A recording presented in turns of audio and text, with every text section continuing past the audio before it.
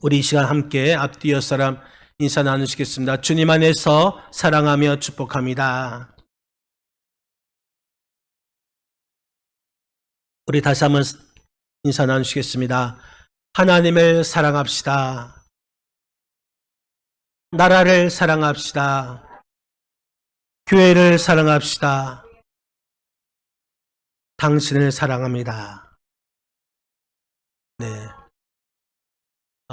6월은 호국 보훈의 달로 지킵니다.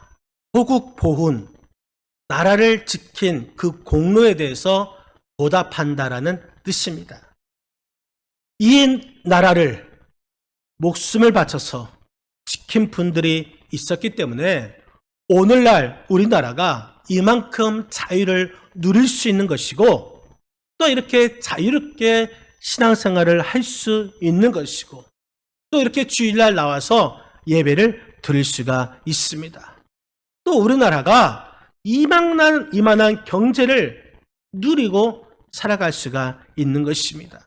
그런데 오늘날 안타깝게도 애국심이 사라져가고 있습니다.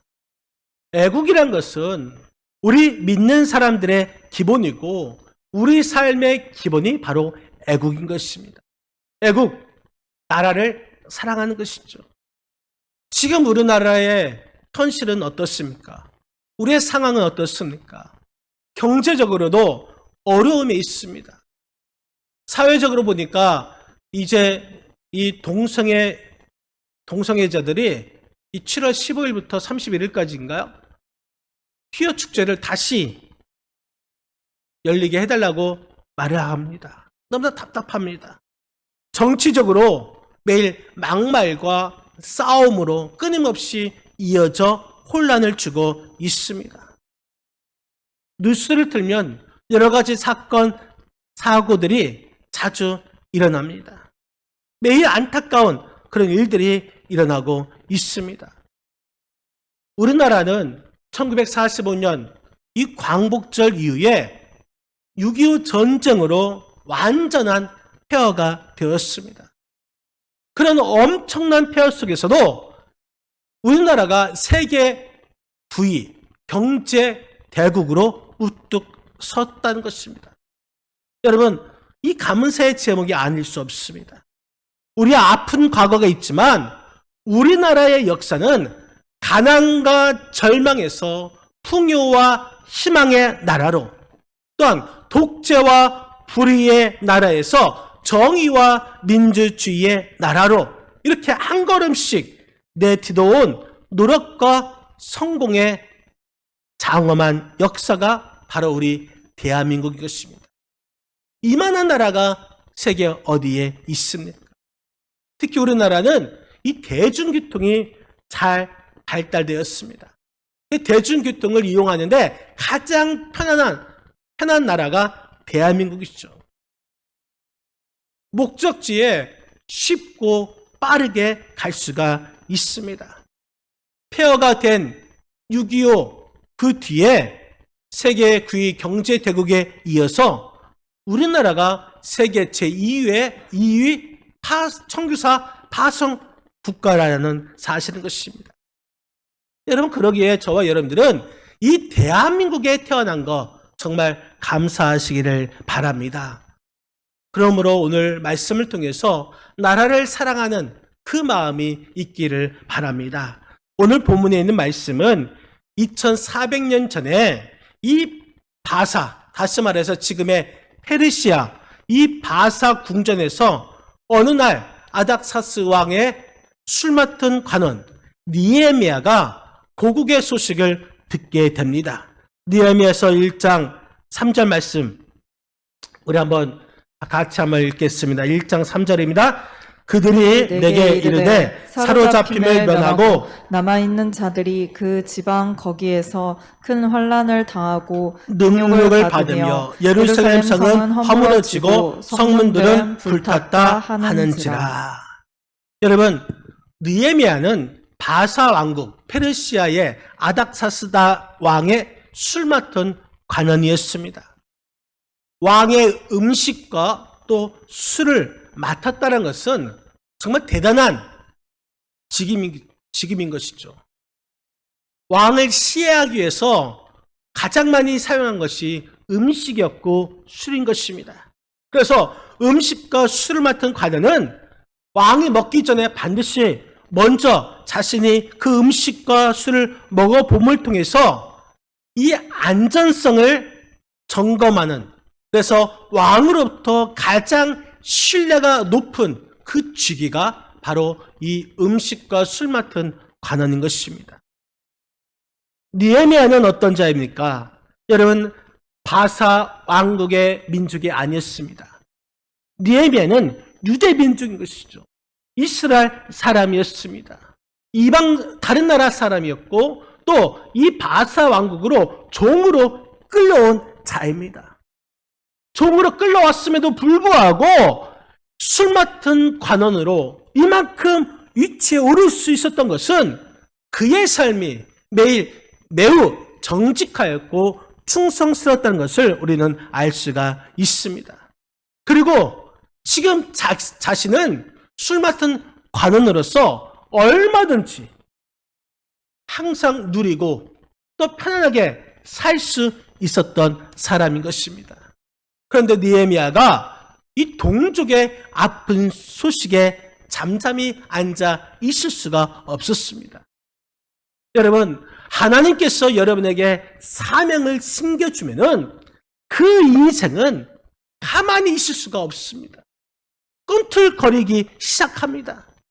인생의 진정한 가치와 행복은 나를 향하신 하나님의 선하시고 온전하시고 기뻐하시는 그 뜻이 무엇인지 깨닫는 데 있습니다. 민족의 이 아픈 그 소식에 잠잠히 있을 수 없었던 느헤미야는 수일 동안 음식을 먹을 수 없었습니다. 하염없이 눈물이 계속해서 흘러나왔습니다. 내 백성이 왜 이런 어려움을 당해야만 하는가? 내 민족이 왜 이런 환난을 당해야만 하는가? 마음이 안타까워서 견딜 수가 없었습니다.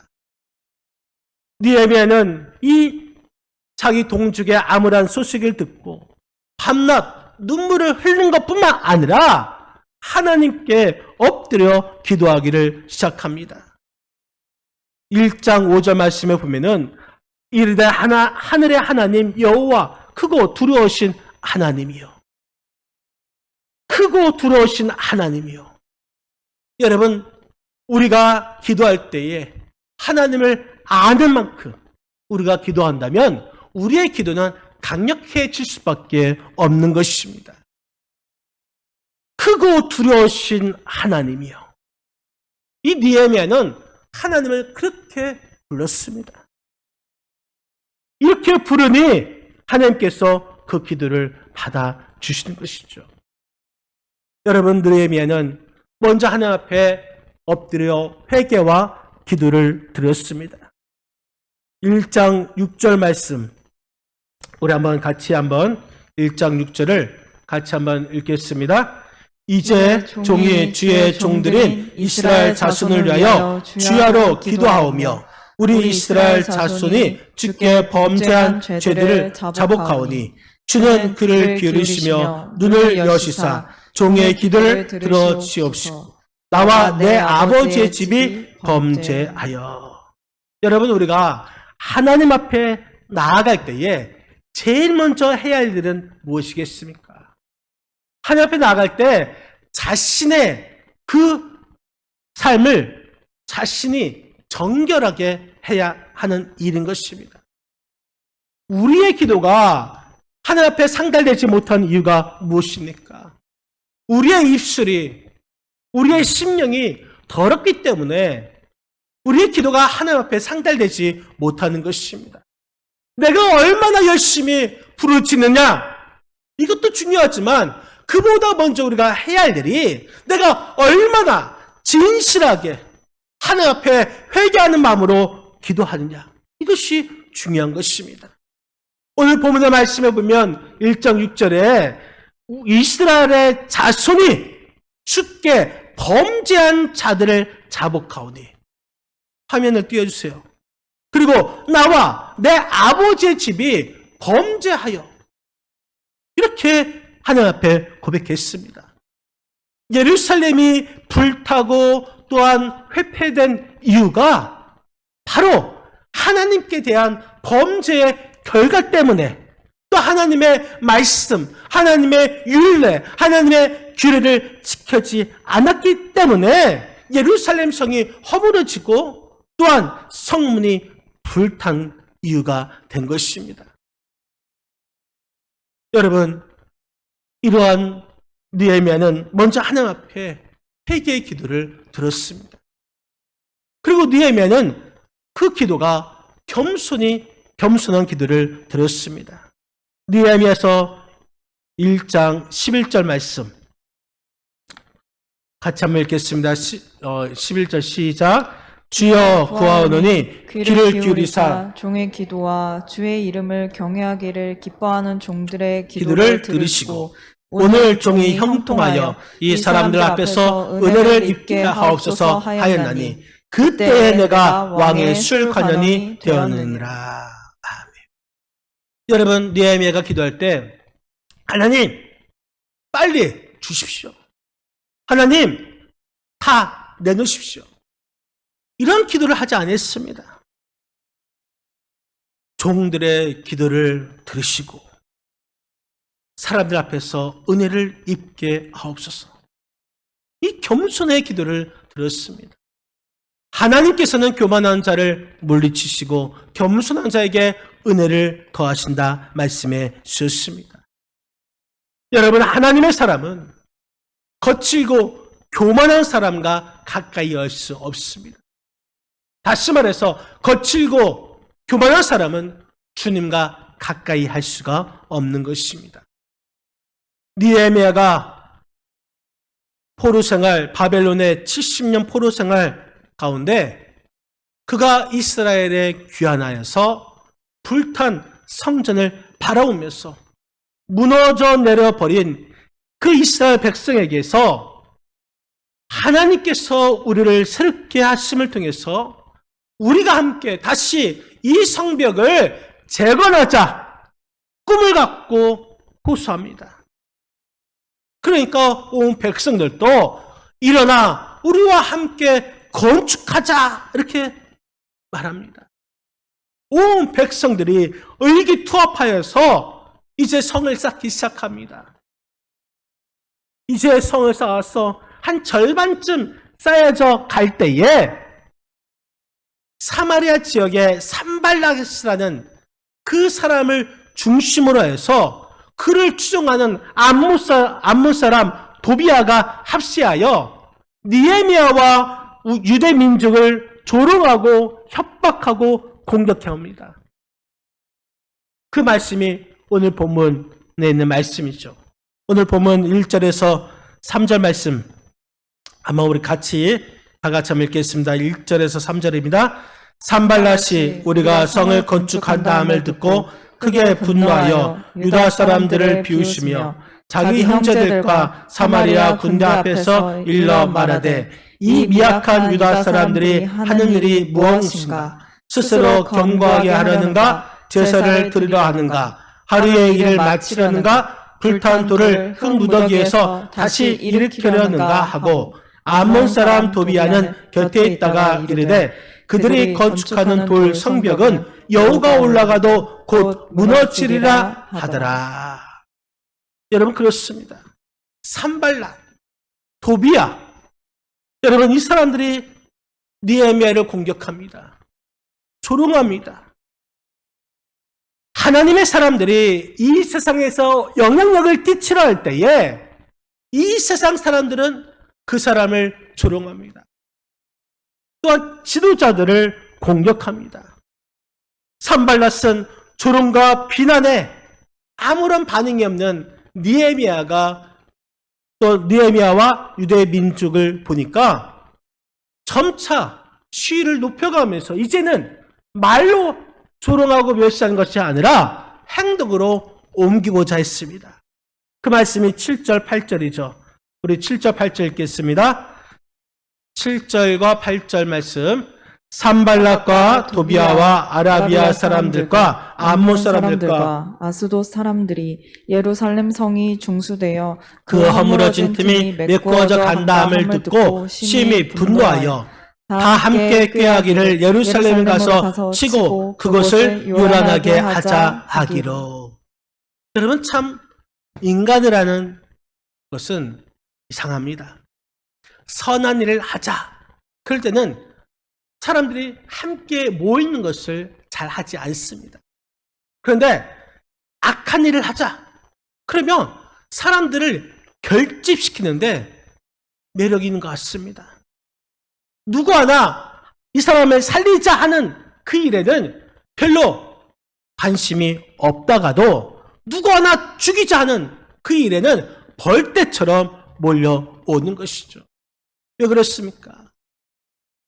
선한 일, 누구를 살리는 그 일에는 나의 희생이 따릅니다.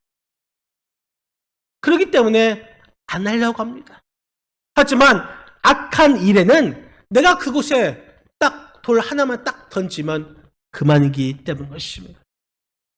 이 교회 일도 마찬가지죠. 우리 함께 합시다.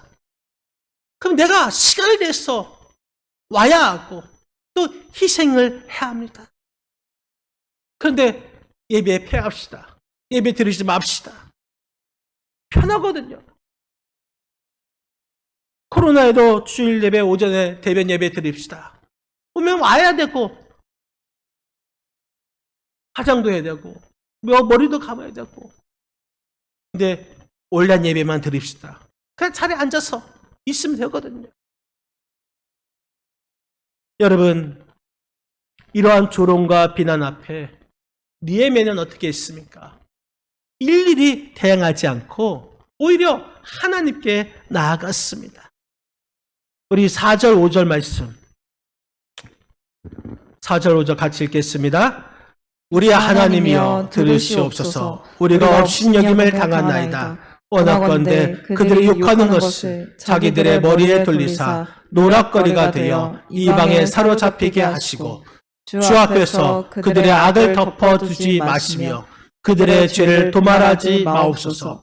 그들이 건축하는 자 앞에서 주를 노하시게 하였습니다 하고. 여러분, 느헤미야는 이런 조롱과 비난 앞에 아무런 대응을 하지 않습니다. 무시합니다. 여러분, 조롱하는 우리를 조롱한 사람이 있습니다. 우리를 무시하는 사람이 있습니다. 우리에게 욕하는 사람이 있습니다. 그러면 분노가 치밀죠. 그래서 그 사람과 같은 말로 막 쏟아붓습니다. 조롱하고 멸시하고 무시합니다. 그러면 나도 똑같은 사람이 되고 나는 하나님 앞에 죄를 짓는 사람이 되는 것입니다.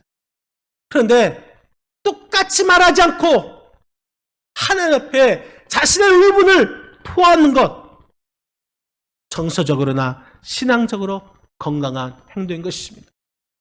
똑같이 행동하면 그것은 죄지만 자기의 억울한 심정을 하나님 앞에 아려면은 하나님께서 보응해 주시고 또 내 신앙은 하나님 앞에 바로 선 행동인 줄 여러분 믿으시기를 바랍니다.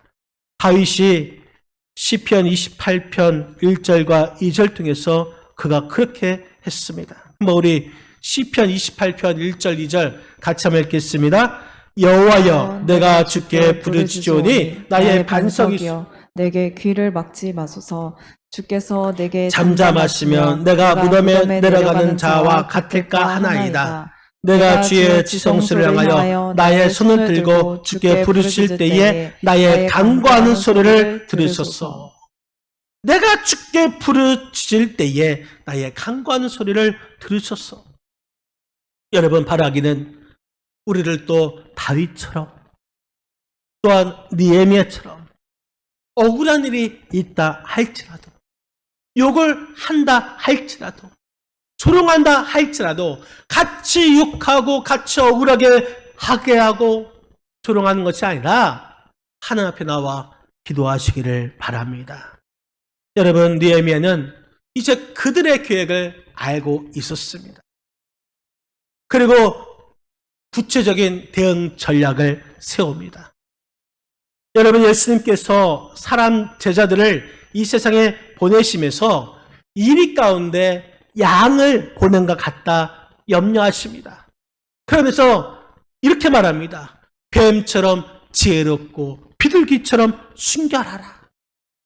사도 바울도 에베소서 6장 11절 말씀을 통해서 마귀의 관계를 능히 대적하기 위하여 하나님의 전신갑주를 입으라. 여러분, 느헤미야는 이 백성들에게 그들의 계략을 설명합니다. 그리고 그들에게서 우리가 그들의 계획을 다 알고 있다는 것을 알려줍니다. 두 패를 나눕니다. 절반은 성을 쌓게 하고 또 절반은 갑옷을 입고 창과 방패와 활을 갖고 지키게 합니다. 일하는 사람도 각각 한 손에는 일을 하면서 한 손에는 그 병기를 들게 했습니다. 나팔수들은 자신의 곁에 있게 해서 유사시 나팔을 불면서 일사불란하게 단합하도록 이런 친밀한 작전을 세웠습니다. 우리도 이 사탄의 계략을 알면은 이렇게 쉽게 그 사탄을 이길 수가 있는 것입니다. 또한 느헤미야는 내부에서도 정말 힘든 일이 있습니다. 어떤 일이 있었느냐? 우리 한번 10절과 10절을 말씀 한번 읽겠습니다. 10절. 오늘 본문 10절 말씀 같이 읽겠습니다. 유다 사람들은 이르기를 흙 무더기가 아직도 많거늘 짐을 나르는 자의 힘이 다 빠졌으니 우리가 성을 건축하지 못하리라 하고. 여러분, 지도자로서 가장 괴로운 것이 뭔지 아십니까? 외부의 공격? 이것이 아닙니다. 내부 안에서 일어난 문제인 것이죠. 이 느헤미야가 함께 성을 쌓고 있었을 때에 유다 지파가 이렇게 말합니다. 유다 지파는 이스라엘 12지파에서 지파 중에서 가장 많은 인원을 가지고 있는 지파인 것이죠. 또 많은 재물을 갖고 있습니다. 그래서 유다 지파에서 다윗 왕이 배출되었죠. 가장 많은 혜택을 누리고 가장 많은 하나님의 은혜를 입은 그 지파가 함께 일을 할 때에 그들이 먼저 말합니다. 흙 무더기가 아직도 많이 있는데 짐을 나르는 자의 힘이 다 빠졌다. 우리는 성을 건축하지 못하겠다. 아니, 유다 지파가 그 말을 하는 것입니다. 아직도 쌓을 성이 높은데, 쌓을 것이 많은데, 흙이 너무 많다. 힘들다. 나 못하겠다. 먼저 주저앉는 것입니다. 얼마나 황당하겠습니까? 그럴 때에 느헤미야는 이렇게 말합니다. 우리 한번 14절 말씀 같이 한번 읽겠습니다. 내가 돌아본 후에 일어나서 귀족들과 민장들과 남은 백성에게 말하기를 너희는 그들을 두려워하지 말고 지극히 크시고 두려우신 주를 기억하고 너희 형제와 자녀와 아내와 집을 위하여 싸우라 하였느니라. 아멘. 여러분, 남은 사람들, 그 사람들과 함께 하자, 이렇게 말을 한 것입니다. 인생을 세 가지 영어 숙제 S의 차원으로 구분합니다. 첫 번째는 서바이벌 레벨, 이 생존을 위해 사는 수준이 있습니다. 그냥 먹고 사는데 사는 그런 사람이란 것입니다. 두 번째는 서시드 레벨, 이 성공을 위해서 사는 사람이 있습니다. 내가 꼭 성공하겠다, 내 이름을 알리겠다라는 입신양명이 전부인 것입니다. 또한 시그니피컨스 레벨, 다시 말해서 내가 의미를 추구하고 또 가치를 추구하는 사는 그 사람이 있습니다. 자신을 향해서 하나님의 계획하심과 하나님의 목적을 따라 사는 사람인 것이죠. 여러분, 느헤미야는 52일 만에 그 많은 안팎의 어려움 가운데 이 성벽을 공사하는 그 일을 끝낼 수 있었습니다. 이렇게 끝낼 수 있었던 요인이 세 가지가 있습니다. 먼저 하나님께서 맡겨주신 그 일에 집중하였습니다. 성공할 수 있었던 비결은 선택과 집중이었습니다. 아무리 큰 소리로 조롱해도, 아무리 교활한 음성이 우리에게 들린다 할지라도 느헤미야는 끊임없이 하나님의 말씀을 따라서 하나님 앞에 기도하면서 그 일을 중단 없이 수행했습니다. 여러분, 느헤미야가 10번이나 다른 사람이 자기를 회유할 때에 내가 곧 그들에게 사자들을 보내어 이르기를 내가 이제 큰 역사를 하니 내려가지 못하겠느냐, 어찌하여 역사를 중지하게 하고 너희에게로 내려가겠느냐 하며, 어떻게 하나님의 일을 중지할 수 있겠느냐 하고 하나님께서 맡겨주신 그 일에 집중한 것을 볼 수가 있습니다. 또 느헤미야는 영적 분별력을 가졌습니다. 느헤미야에게 온갖 위협과 수모를 이겨낼 수 있었던 것은 그들의 말을 듣는 순간 이것이 하나님께로부터 오는 그러한 음성이 아닌 것을 알았기 때문인 것입니다. 자기 주변에 있는 그 선지자들도 이 느헤미야를 모략합니다. 욕합니다. 아내라고 합니다. 그런데 그들이 누구냐? 적들로부터 내부를 받은 선지자들이었습니다. 그 말에 넘어가지 않았습니다. 왜냐? 느헤미야는 경건의 능력이 있었기 때문인 것입니다. 또 느헤미야는 끝까지 기도의 끈을 놓지 아니했습니다. 오늘 본문 느헤미야서 4장 4절에도 우리 하나님이여 들으시옵소서, 5장 19절에서도 내 하나님이여, 6장 9절에서도 이제 내 손을 힘있게 하옵소서, 6장 14절에도 내 하나님이여. 여러분, 느헤미야는 기도의 끈을 놓지 않았습니다. 기도는 만사를 변화시킵니다. 모세의 기도하는 손, 그 손이 아멜렉을 물리쳤고 히스기야의 그 기도로 인해서 18만 5천 명의 아수르 군대를 물리쳤습니다. 엘리야의 기도로 인해서 거짓 선지자 850명과의 싸움에서 승리할 수 있었습니다. 여러분, 기도는 무너진 나라를 일으켜 세우는 가장 강력한 수단인 줄 여러분 믿으시기를 바랍니다. 기도는 우리 주변에 일어나는 모든 어려움을 이기게 하는 능력이 있습니다. 그렇기 때문에 기도는 최후의 수단이 아니라 최고의 수단이 되는 것입니다. 우리 성도는 기도의 힘으로 사는 자들인 것이죠. 기도하는 사람에게 이 세상이 감당하지 못할 힘을 주시고서 또 그 힘으로 이 세상을 달려가게 하시고 이 세상에 따라올 수 없는 지혜도 주시고 이 세상의 권력이 누릴 수 없는 초인적인 은혜를 주시는 줄 여러분 믿으시기를 바랍니다. 지금 우리나라는 세계 만방에 선교하는 제사장 나라가 되어가고 있습니다. 이를 위해서 더 우리가 기도해야 할 것이고, 그래서 우리나라도 이만큼 부강한 나라가 되었습니다. 더 영적으로 풍성해져야 할 것입니다. 그런데 지금 우리나라는 위기를 맞고 있습니다. 북한은 계속해서 핵무기를 포기하지 않고 미사일을 쏘면서 우리를 위협하고 있습니다. 일본과의 관계는 점점 악화되어 있고 미국과 중국이 계속해서 무역 전쟁으로 인해서 경제가 좋지 않습니다. 러시아와 우크라이나 전쟁 때문에 기름값은 매일매일 뛰어 올라가고 우리의 원화 가치는 떨어지고 이자가 점점 오르고 있습니다. 여러분, 도산 안창원 선생님이 이렇게 말을 했습니다. 나라 사랑에 대해서. 애국하고 싶은가? 그러면 정직하라. 나라를 사랑하는가? 그럼 부지런해라. 공부해라. 아는 것이 힘이다. 무식해서 나라가 이렇게 되느니라. 그런 거로 이제라도 늦었지만 공부하라. 공부가 애국이다.